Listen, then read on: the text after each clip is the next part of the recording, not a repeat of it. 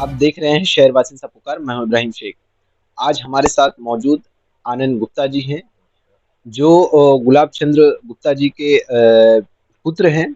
और इन्होंने किस तरह से अपनी लाइफ के अंदर में जो संघर्ष किया है, कितनी तकलीफों का सामना करने बाद जो आज इस लेवल पर आए हुए हैं। घोड़बंदर की एक शान भी है ये, घोड़बंदर की पहचान भी है ये। आइए हम इन्हीं से जानते हैं कि आनंद जी, आपका सबसे पहले हमारे चैनल में स्वागत है। सबसे पहले मैं असरवासी से पुकार पत्रिका का मैं सबसे पहले बहुत बहुत शुक्रिया अदा करना चाहता हूँ, ताकि आप लोगों ने इतने कम समय पे मेरी अवेलेबिलिटी को जानते हुए, संज्ञान लेते हुए आपने यहाँ आने का कष्ट किया, इसलिए बहुत बहुत धन्यवाद। सर, मेरा सबसे पहले सवाल है कि आप जब इस लेवल पे आए, तो इस लेवल पे आने के लिए आपने जो संघर्ष किया है, थोड़ा-सा शॉर्ट में उसे बताएँगे कि वो संघर्ष कैसा था? जो आज के वक़्त में लोगों को ईज़िली एजुकेशन मिल जाता है, पर वो शायद पढ़ने पे ध्यान नहीं देते हैं। तो आपके संघर्ष के बारे में बताएँगे कि उन्हें ऐसा एहसास हो कि आज के वक़्त में उन्हें पढ़ना क्यों चाहिए? सही बताए तो हमारा जन्म ये घोड़बंदर गांव में हुआ।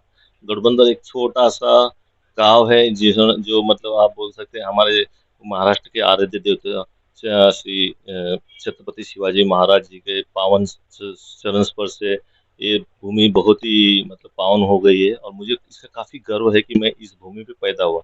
लेकिन आज से जब मैं पीछे जाता हूँ 50 साल पहले, जो हमारा जन्म हुआ था, तो उस समय इस गांव में मूलभूत सुविधा नहीं होती। यहाँ इस गांव में छोटा सा मतलब रेती का धंधा होता, बिजनेस होता था। सब जो गुजराती मारवाड़ी कम्युनिटी के लोग वो बिजनेस करते थे, और हमारे पिताजी यहाँ पर जॉब करते थे उनके अंदर। और ये गांव भी ज़्यादा विकसित नहीं था, केवल एक एसटी बस रहती थी, जो कभी आए कभी नहीं आए, ऐसा रहता था। उसका कोई सर्टस ही नहीं था। तो यहाँ से पढ़ने जाना है, और जो यहाँ तो प्राइमरी स्कूल था जो 7वीं तक था केवल, उसके बाद में 8वीं से आपको बोरीवली या मुंबई के किसी उपनगर में जाना पड़ता था। तो यहाँ पर कोई साधन नहीं हुआ करती थी, तो हम लोग जो भी बच्चे पढ़ने के में होशियार थे, वो लोग को यहाँ के जो गाड़ी के ट्रक ड्राइवर थे, वो लोग बेचारे बहुत अच्छे थे बच्चे लोग को। वो लोग के शायद वो भी चाहते थे कि बच्चे हम जैसे बच्चे आगे बढ़े, तो वो अपने ट्रक में बैठा के लेके जाते थे, और शाम को भी हम लोग को ला के छोड़ते थे। क्योंकि बस का और यहाँ ट्रांसपोर्ट आज जैसा सारा है, मेट्रो है, बीएसटी है, एसटी, ऐसा कोई नहीं था। सिर्फ एसटी बस था, वो भी कभी आए नहीं, तो फिर वही वो सगनाई देवी की वहां से सीधा हाईवे से चले जाए। तो काफी दिक्कत होने लगा। जो मैं समझो मेरा इंजीनियरिंग कॉलेज में जाने का समय, और जो मेरा 7 बजे का है, बैंड्रा में जाना है फादरिंगम इंजीनियरिंग कॉलेज में, तो मुझे सवेरे यहाँ 5 बजे निकलना पड़ता, 5 की पहली बस पकड़ना पड़ता। तो वो बस मिले नहीं मिले, कोई गारंटी नहीं। तो ऐसे में वही बेचारे हमारे गरीब जो ट्रक ड्राइवर थे, उनका ही सहारा था। वो ले आते थे, छोड़ते थे, लाते थे। वो लोग कोशिश करते थे, उनसे जितना हो सके हमें मदद करते थे, और वही कारण था कि आज हम लोग यहाँ पर है। देखिए यहाँ पर घोड़बंदर में अभी तो हमारे नगर सेवक है माननीय चंद्रकांत वैती साहब, उन्होंने बहुत प्रयत्न किया घोड़बंदर को विकास और पर्यटन के लिए। उन्होंने बहुत सा आगे लेके गया, जैसे हमारा किला को डेवलप किया। हमारे बहुत करीबी है, हमारे यहाँ के चेयरमैन है राजा छत्रपति है, केशव गरज सर, उन्होंने एजुकेशन के लिए बहुत सारी सुविधा मुहैया करे। तो उस समय तो यहाँ नहीं थी ना, वहाँ तो केवल एक स्कूल था। तो हम लोग चाहते थे कि हम लोग आगे बढ़े। हम लोगों को लगता था कि यार हम भी देखते थे, टीवी एकमात्र टीवी एक हमारे पड़ोस के घर में हुआ करती थी, जहाँ हम लोग जाते थे टीवी देखने। हम लोग के घर पे भी टीवी नहीं थी, हम लोग जाते थे तो हम लोग देखते थे कि यार यार क्या होता है, इंजीनियर क्या होता है। तो लगता था कि कुछ बने।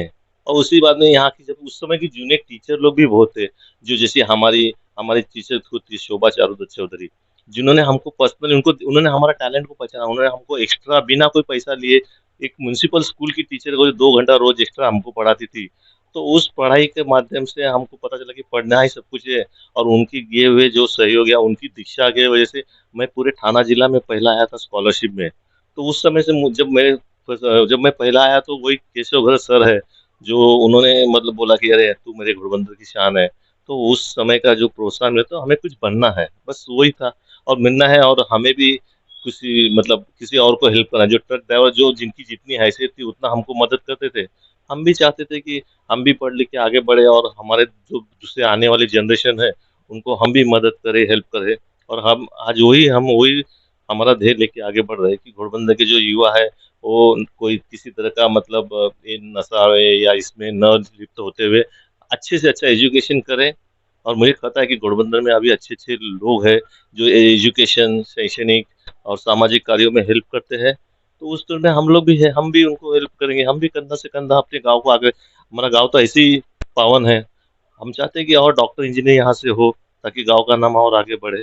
सर एक और सवाल, जिस तरह से आपने जो महिंद्रा के अंदर में स्कॉर्पियो की डिजाइनिंग जो की है, जो आज हिंदुस्तान की सबसे मशहूर गाड़ी है, भरोसेमंद गाड़ी है, और ये काफी ज्यादा लोगों को जो है सफर के अंदर में काम आती है। लोग उम्मीद और भरोसा रखते हैं कि अगर हमें महिंद्रा की जो स्कॉर्पियो में अगर हम बैठे हैं तो कहीं ना कहीं हम अपनी सही मंजिल तक और सेफली पहुंच जाएंगे। तो इसकी जो डिजाइन है आपने की थी, तो आपने क्या उस वक्त सोचा था कि जो ये डिजाइन है यहाँ के जो लोग हैं वो गाड़ियों को लेंगे और सक्सेस होगी? कभी ऐसा सोचा था? जब स्कॉर्पियो लॉन्च हुई थी, एक्चुअली जब स्कॉर्पियो प्रोजेक्ट जो हमारे हमारे ऑटोमोटिव इंडस्ट्री की जो पॉइनर है, जो हमारे महिंद्रा के पिछले में एग्जीक्यूटिव डायरेक्टर थे और हमारे हमारे बॉस थे डॉक्टर पवन गोयनका, उन्होंने जब उनकी जो सोच थी और हमारे महिंद्रा के चेयरमैन आनंद जी महिंद्रा, उनका भी सोच था कि अलग तरह की गाड़ी है, तो उस समय हम लोग को इतना पता कि एक गाड़ी लाना है जो आगे जाएगी, चलेगी कि नहीं चलेगी। क्योंकि जिस समय गाड़ी लॉन्च हुई थी, जो मैगजीन में फोटो आए थे, उसका भी टाइटल था कैन स्कॉर्पियो स्टिंग, स्कॉर्पियो चलेगी, टिकेगी एक। क्योंकि उस समय इंडिया में सभी विदेशी गाड़ी का बाहुल्य था और उसमें स्कॉर्पियो का फर्स्ट एसयूवी महिंद्रा द्वारा जो मतलब A class surface, B class surface, मतलब स्टाइलिंग वाली पहली गाड़ी थी महिंद्रा की, तो लोगों को उम्मीद नहीं थी। और उस बजट में, जिस बजट में हमने ये गाड़ी बनाई थी, तो गाड़ी चलेगी नहीं चलेगी, महिंद्रा बोले तो जीप, एक जीप का एक कंसेप्ट था, एसयूवी जैसा कोई कंसेप्ट नहीं था। तो उस कंसेप्ट में हम लोग को भी शक था कि पन हमारे जो चेयरमैन सर है, हमारे महिंद्रा के जो आनंद महिंद्रा जी चेयरमैन है, हमारे डॉक्टर गोयनका सर है, इनको पूरा था। और आज भी देखिए स्कॉर्पियो चल रही है, स्कॉर्पियो के ही वर्षन आ गए, आते रही। और आज मैं जो कुछ भी जहाँ पे हूँ उसी प्रोजेक्ट की बदौलत हूँ ना, स्कॉर्पियो का नाम ही तो मुझे आगे ले गया ना। अच्छा सर, मेरा एक और सवाल उसी स्कॉर्पियो पे, कि ये नाम कैसे पड़ा स्कॉर्पियो? आप तो उस टीम में रहे होंगे। एक जैसे कि मार्केट के अंदर में अलग अलग जो कंपनियां हैं छाई हुई थी, उन्हें डसने के लिए वो बिच्छू के डंक को तैयार किया गया था, या फिर मतलब स्कॉर्पियो नाम क्यों दिया गया था, कि ये दूसरों को डसे इसलिए? नहीं नहीं, ऐसा नहीं। स्कॉर्पियो मतलब क्या, स्कॉर्पियो मिछ डंक नहीं है, आप निगेटिव मत सोचिए, पॉजिटिव। स्कॉर्पियो का मतलब है कि आप किसी भी उबड़ खाबड़ रास्ते पे आप स्कॉर्पियो, बिच्छू कैसा चल के जाता है, कितनी भी ऊंचाई दे, कितने भी स्ट्रगल हो, बिच्छू अपना आराम से चलता है। तो बिच्छू बोले तो चाहे गर्मी हो ठंडी हो, कहीं में भी वो बिच्छू चल के जाएगा। तो स्कॉर्पियो उस था कि वो अपनी पकड़ मजबूत करेगा। अब देखिए मुझे एकदम अपने ढंग से पकड़ लेता तो छोड़ता नहीं। ओ, उस तरह से हम लोग, और ये प्रोजेक्ट तो, ये नाम तो एक रैंडमली मतलब होता है कि किसी भी गाड़ियों का नाम रखना है तो पूछते हैं कि सजेशन दो, और सजेशन में वो नाम आया। अच्छा, इसके अलावा में आपने ऐसी कितनी गाड़ियां जो डिजाइन की जो आज भी मार्केट में चल रही है? ऐसी कौन कौन सी गाड़ियों पे आपने काम किया? स्कॉर्पियो तो जो आज चल रही है, जिसे कोई पकड़ नहीं सकता, इसके अलावा में? इसके मतलब मैं महिंद्रा से, तो मैं स्कॉर्पियो, बाद में महिंद्रा स्कॉर्पियो की जो सक्सेस थी उसका हम लोग को बहुत फायदा मिला, हम लोग को इंटरनेशनल मार्केट में एंट्री मिल गई। तो मैंने फिर बाद में, इसके बाद में चले गया, मैं BMW चला गया, ऑस्टिन मार्टिन, मैकलरेन और जैगवार लैंड रोवर। इस तरह होते होते अभी रिसेंटली लास्ट 3 साल पहले मैं करीबन 6.5 साल में जैगवार लैंड रोवर में था लंदन में। उसके बाद में मैं वापस आके फिर मैं चले गया अमेरिका। तो अभी तो आजकल एसयूवी पे ज़्यादा कंसंट्रेशन है, क्योंकि अगला आगे की मतलब जनरेशन में एसयूवी ही चलेगी, सॉरी इलेक्ट्रिकल व्हीकल ही चलेगी। तो आजकल तो मैंने वहाँ पर रिवियान है, रिवियान में काम किया हूँ, लूसिड के लिए काम कर रहा हूँ, ऐसे ढेर सारे विदेशी व्हीकल पे काम किया हूँ। तो ऐसी कौन सी जो गाड़ियां हैं इस वक्त में चल रही है आपकी अभी दी हुई डिजाइन में? रिवियान करके एक इलेक्ट्रिकल कंपनी, जिन्होंने वर्ल्ड की फर्स्ट पहली एसयूवी बनाई है इलेक्ट्रिकल, जो इस समय यूएस में धूम मचा रही है, रिवियान R1T। और उसमें R1T है, वो जो रिवियन ट्रक है, जो आप बोलते हैं ना कि आगे 2 लोग 4 लोग बैठ सकते हैं और पीछे डाला जैसा होता है, उसको वो ट्रक बोलते हैं यूएस में उसको।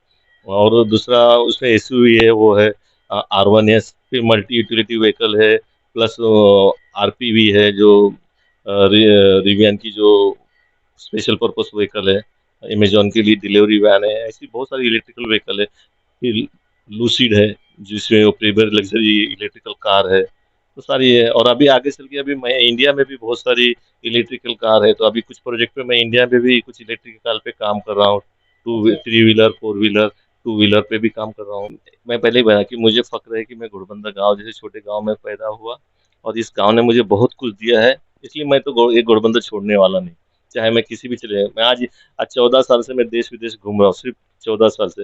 लेकिन मेरे को घोड़बंदर वासियों का जो प्रेम है, जो मेरे मित्र है। अब आप देखिए ना, आज ही की बात लीजिए, सवेरे आपके संपादक है, जो चीफ संपादक है हमारे नीलेश पापाले जी, आज सवेरे-सवेरे उन्होंने फ़ोन किया। उन्होंने हमारे घोड़बंदर के ग्रुप पे उन्होंने डाला ही, मैं कभी डालता नहीं, मुझे सब पसंद नहीं है। लेकिन उन्होंने इनिशिएट किया, आज उन्होंने पूरे घोड़बंदर से आज आ रहा है। आज सब जगह से मुझे बधाई आ रही है डॉक्टरेट की कि आपने ऑटोमोबाइल इंजीनियरिंग में डॉक्टरेट की है। तो सबसे पहला घोड़बंदर के लिए तो नीलेश जी ने और उन्होंने सवेरे फ़ोन किया कि मैं आ रहा हूँ। मैं सोच रहा था कि वो आ रहे हैं और आए और मुझसे मुलाकात तो होगी। तो इन लोगों का प्यार है, तो इन लोगों के प्यार की वजह से मैं, अरे हम लोग पहले साथ ही रहे हैं, लोग यहाँ के युवा हम लोग से प्रेरणा ले और खुद भी इस्टेब्लिश हो, ताकि हम उनको उनके एजुकेशन के माध्यम से उनको नई नई प्लेटफॉर्म कराए। इसलिए मैं खुद भी यहाँ पर हमारे लोकल्स घोड़बंदर के जितने भी युवा को आह्वान करता हूँ कि अच्छे से अच्छा सांस्कृतिक कार्यक्रम कराइए, अच्छे से अच्छा लोगों को सीख दीजिए कि भैया क्या करना है। उसके लिए अगर जो कोई चीज़ की ज़रूरत है, हम उनके साथ खड़े हैं हमेशा। और शिक्षण ही देखिए, आप आज मुझे यहाँ आगे तक लाया, ये शिक्षण की वजह से ही मेरी इतनी पहचान बढ़ी। यहाँ की जो अपने घोड़बंदर लड़के डॉक्टर इंजीनियर बने, उसके लिए जो भी सुविधा है, हमारे यहाँ के नगर सेवक है और माननीय माजी उप महापौर चंदन ओवैसी सर है, वो भी इस प्लेटफॉर्म पे बहुत सारा काम कर रहे हैं और आगे आके काम करना चाहिए सभी को। हम लोग को, और हमें तो घोड़बंदर में कभी ऐसा नहीं लगा कि मेरे पिताजी यहाँ से आज से 75 साल पहले घोड़बंदर आके बसे। हम लोग तो मूलतः मतलब यूपी के थे, लेकिन आज घोड़बंदर में सभी को मिला है ना स्थान, सभी लोगों को आज हम लोग घोड़बंदर पुत्र कहलाते हैं ना। तो इन लोग जो कर रहे हैं, उनके हमारा साथ रहेगा। वो हमारे बड़े भाई है, उनके मार्गदर्शन में वो जो भी वो बोलेंगे कि भैया यहाँ के बस घोड़बंदर का विकास, यहाँ के युवाओं के लिए रोजगार, अच्छे से अच्छा शिक्षण, इसके लिए जो भी फैसिलिटेशन है। जैसे हम मुझे बोलते बोलते कि घोड़बंदर में हम लोग इसमें पढ़ाई के लिए बड़ी दिक्कत थी, लेकिन आज घोड़बंदर में राजा छत्रपति माध्यमिक विद्यालय है, इसको अगर जो आगे इंजीनियरिंग कॉलेज या कॉलेज बनाए, तो केशव सर से हमारा रिक्वेस्ट रहेगा कि केशव भरत सर से कि आना, आपने इतना अच्छा प्लेटफॉर्म बनाया है, लोगों को 10वीं तक लिया, 12वीं तक दिया, आगे कॉलेज और महाविद्यालय भी बनाए। तो इसके लिए अगर सभी का थोड़ा थोड़ा चाहिए तो हेल्प सब लोग करेंगे। घोड़बंदर में बहुत सारे, आप देखिए, प्रेक्षणीय मतलब पर्यटन स्थल है। हमारा किला इतना अच्छा सुशोभित करवाया गया है। तो हमारे यहाँ पर घोड़बंदर में एक से एक मंदिर है। गाँव देवी मंदिर है, चिचवा देवी मंदिर है, गोला देवी मंदिर है, शंकर मंदिर सबसे पुराना 350 साल पुराना मंदिर है, जिसके बगल में मैं रहता हूँ। प्लस अभी हमारे एक मेरे बहुत ही करीबी मित्र प्रेमानंद वैती सर ने और पूरे गांव वालों ने मिलकर जो घोड़बंदर में दत्त मंदिर बनाया, इतना अच्छा मंदिर बनाया कि पूरा मेरा महेंद्र देखने आता है। तो ये तो हम लोगों ने, हम लोग के लिए खुशकिस्मती कि हमारे पावन धरती पे इतने सारे मंदिर है। इसी तरह घोड़बंदर में अच्छी से अच्छी शैक्षणिक संस्थाएं होनी चाहिए। इंजीनियरिंग कॉलेज, मेडिकल कॉलेज आगे चल के, और मेडिकल कॉलेज है तो फिर दवाखाना भी आ जाएगा, तो लोगों को और भी मेडिकल सुविधा मिलेगी। सर, आपकी इतनी सारी बातों में मैंने एक चीज़ को बहुत नोट किया है कि आप एजुकेशन को और अपने जो घोड़बंदर के जो युवा हैं, उन लोगों को प्रोत्साहन दे रहे हैं, उन लोगों को मतलब कहीं न कहीं आप ये कह रहे हैं कि एजुकेशन में आप आगे जाओगे, तो क्योंकि एजुकेशन की वजह से, आप जितना एजुकेशन पे फ़ोकस दे रहे हो, तो क्या लग रहा है कि आपसे कोई लोग ऐसे हैं जो चाहते हैं कि सर आपने अभी तक कितने लोगों की मदद की है, जो एजुकेशन के अंदर में आगे जा रहे हैं? देखिए सर, मेरा सीधा सिंपल बात है कि आज सर आप यहाँ मेरा इंटरव्यू ले रहे हैं, आप भी एजुकेटेड है इसलिए है, बराबर? इब्राहिम जी गलत बोल रहा हूँ? आप एजुकेशन है, मैं आज यहाँ बैठा हूँ। मेरे पास क्या था? कुछ नहीं था। आज एजुकेशन के लेवल पे एक मैं जॉब भी कर रहा हूँ, मेरा बिजनेस भी है, सारा कुछ है और लोग मेरे साथ जुड़ रहे हैं। एजुकेशन ही आदमी को, देखिए एजुकेशन है तो सब है। अगर जो आप आज मानव के पास पहले एजुकेशन नहीं था तो कैसे था, और आज एजुकेशन वजह से आज चांद तक पहुंच गया। आगे हम लोग सूरज पे भी जाने की कल्पना कर रहे हैं, मंगल तो चलेगा, शुक्र पे भी चलेगा, लेकिन अभी हम सूरज पे भी जाने की परिकल्पना कर रहे हैं। तो एजुकेशन एजुकेशन है तो सब है। आदमी को अगर आपके पास थोड़ा शिक्षण होगा तो आपका दिमाग उस हिसाब से काम करेगा, आपको अच्छा क्या है बुरा क्या है पता चलेगा। हर आदमी को, चाहे वो गरीब का बच्चा हो अमीर, सबको एजुकेशन की जरूरत है और सबको मिलनी चाहिए। ये बोले ना कि ये बेसिक फंडामेंटल चीज है जो हर किसी को मिलनी चाहिए। वो कास्ट ग्रीड या कम्युनिटी के माध्यम से उसको डिवाइड नहीं करना चाहिए, वो किसी का भी बच्चा हो उसको एजुकेशन मिलना चाहिए। और अगर जो बच्चे के पास प्रतिभा है तो उसको हेल्प करने के लिए मैं खुद, मेरा खुद का दरवाजा कभी भी आप आओ, मैं चाहे घर पे यहाँ रहूँ, कहीं बाहर रहूँ, विदेश में रहूँ या किसी दूसरे सिटी में रहो, मेरे घर पे आइए। मेरे घर पे आपको, मेरे घर से कोई ना कोई सदस्य, मेरे घर में सारे एजुकेटेड है। मेरे घर में डॉक्टर है, इंजीनियर है, स्टार्टेड अकाउंटेंट है। आपको हर इसके माध्यम से आपको शिक्षण के, आपको चाहिए तो पर्सनल आपको एडवाइस मिलेगा, आपको फाइनेंशियल, आप अगर जो अच्छा करते हैं हम फाइनेंशियल स्कॉलरशिप भी देंगे, आप करो। लेकिन मैं चाहता हूँ कि बच्चे सुशिक्षित हो, क्योंकि सुशिक्षित समाज ही देश को और मजबूत बना सकता है। ये बहुत इम्पोर्टेंट इन्होंने बात कही है कि education is the most important, money is the not important. अगर आप पैसों पे ध्यान दोगे तो शायद हम भटक सकते हैं और गलत रास्ते को पा करके हम अपने भविष्य को, अपने समाज को बदनाम कर सकते हैं। और एजुकेशन रहेगा तो फिर हम एपीजे अब्दुल कलाम बन सकते हैं। जिस तरह से ये बड़ी बड़ी हस्तियों ने, दिग्गज लोगों ने काम किया है, उसी तरह से उनका जो काम के पीछे का अगर हम बैकग्राउंड देखेंगे तो वो था एजुकेशन। और वो एजुकेशन के लिए उन्होंने संघर्ष किया, जिसकी आज जीती जागती मिसाल हमारे सामने आनंद जी है। एक थे आनंद महिंद्रा जी और दूसरे हैं एक आनंद जी, जो भी महिंद्रा से इस वक्त अटैच हैं, साथ में ही काम कर रहे हैं महिंद्रा के। जिस तरह से इनकी जो जीवनी हम लोगों ने जानी है कि इन्होंने किस तरह से अपने भविष्य के अंदर कितनी संघर्ष किए, उसके बाद आज जाकर के ये आराम कर रहे हैं, बल्कि आज भी ये काम कर रहे हैं। और इनका मकसद यही है कि इनके आसपास के जो समाज में जो लोग हैं उनको एजुकेट करें, किस तरह से वो उनको आगे करें पढ़ने के लिए। ये अपना फाइनेंशियली ताकत लगाने के लिए तैयार हैं, ताकि लोग सिर्फ और सिर्फ जो एजुकेशन की तरफ है वो उनका रुख ज़्यादा होना चाहिए। तो दोस्तों, आप लोगों की राय, जो आनंद सर है उन पे क्या है? इनकी जो करियर है, जिस तरह से इन्होंने पास्ट के अंदर में संघर्ष किया, रेती की गाड़ियों पे जाना और उसके बाद में वापस वहां से आना। घोड़बंदर का रास्ता आज भी खतरनाक है, रात को हमने अपनी आंखों से देखा है कि सांप बिच्छू निकलते हैं। उस रास्ते से इनका गुजर उस वक्त होना, आज तो बहुत ज्यादा फैसिलिटीज हो चुकी है।